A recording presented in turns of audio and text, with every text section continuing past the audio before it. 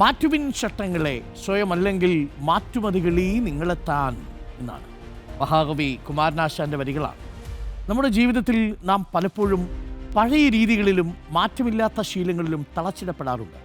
പറയാറുണ്ട്, നമ്മളുടെ ശീലങ്ങളുടെ തടവുകാരാണ്, ഇതിങ്ങനെയാണ്, മാറ്റാനൊന്നും പറ്റില്ല എന്ന് കരുതി നാം പല അവസരങ്ങളും നഷ്ടപ്പെടുത്തുകയും ചെയ്യും. എന്നാൽ മാറ്റം എന്നത് പ്രകൃതി നിയമമാണ്.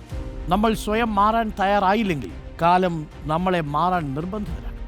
മഹാകവി കുമാരനാശാൻ്റെ 102-ാം ചരമവാർഷികമാണ്. പല്ലനയാറ്റിലുണ്ടായ ബോട്ടപകടത്തിൽപ്പെട്ട് 1924 ജനുവരി മാസം 16-നാണ് കുമാരനാശാൻ നമ്മെ വിട്ടുപിരിഞ്ഞത്. മഹാകവിയെ സ്മരിച്ചുകൊണ്ട് നമ്മൾ ഈ ദിവസം തുടങ്ങുന്നു. ഈ മാറ്റത്തെക്കുറിച്ച് പറഞ്ഞപ്പോൾ മാറ്റം ഏതൊക്കെ കാര്യങ്ങളിലാകാം എന്നതും പ്രധാനപ്പെട്ട കാര്യമാണ്. നിങ്ങൾ കിടക്കുന്ന കട്ടിലിൻ്റെ ഗതിയും ദിശയും ഒരു ദിവസം മാറ്റുന്നത് മുതൽ നിങ്ങളുടെ പ്രഭാത പരിപാടികളും നിങ്ങളുടെ സായാഹ്ന പരിപാടികളും പുനഃക്രമീകരിക്കുന്നത് മുതൽ നിങ്ങൾക്കൊരു ദിവസം തുടങ്ങും.